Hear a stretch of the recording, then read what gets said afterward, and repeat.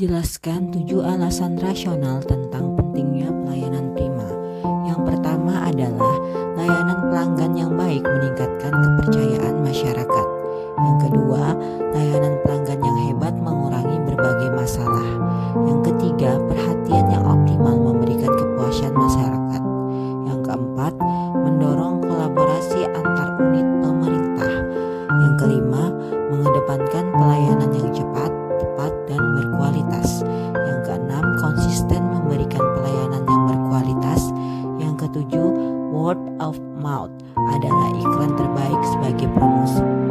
Hal-hal fundamental dalam pelayanan publik. Yang pertama, pelayanan publik merupakan hak warga negara sebagai amanat konstitusi. Yang kedua, pelayanan publik diselenggarakan dengan pajak yang dibayar oleh warga negara. Yang ketiga, pelayanan publik diselenggarakan dengan tujuan untuk hal-hal yang strategis bagi kemajuan bangsa di masa yang akan datang. Dan yang keempat, memiliki fungsi tidak hanya memenuhi kebutuhan dasar warga negara, tetapi juga sebagai proteksi bagi warga negara. Responsibilitas yaitu aspek pelayanan publik tentang bagaimana pelayanan itu dijalankan. Pemberi layanan harus bisa peka terhadap apa yang dibutuhkan pelanggan, sehingga pemberi layanan harus dapat mendengar apa tuntutan masyarakat terkait pelayanan yang diberikan.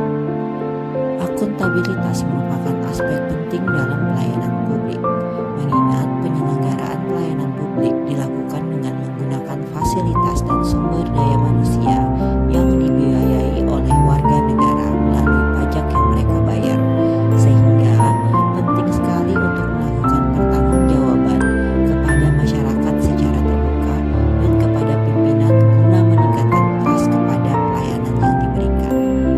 Bagaimana peran Anda untuk menciptakan lingkungan akuntabel? Yang pertama, senantiasa menulis apa yang dilakukan dan melakukan apa yang telah ditulis.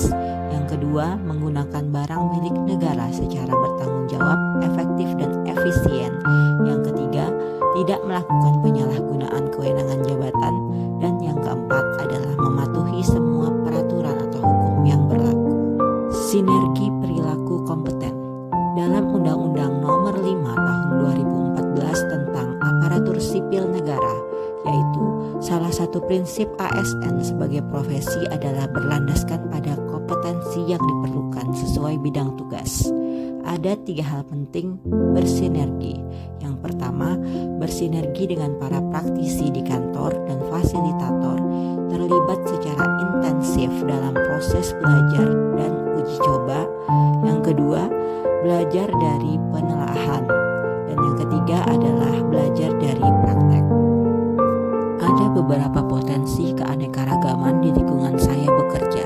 Di antaranya yang pertama, perbedaan pendapat dan pandangan. Yang kedua, perbedaan karakter. Yang ketiga, perbedaan keyakinan. Yang keempat, perbedaan suku. Dan yang kelima adalah perbedaan kepentingan.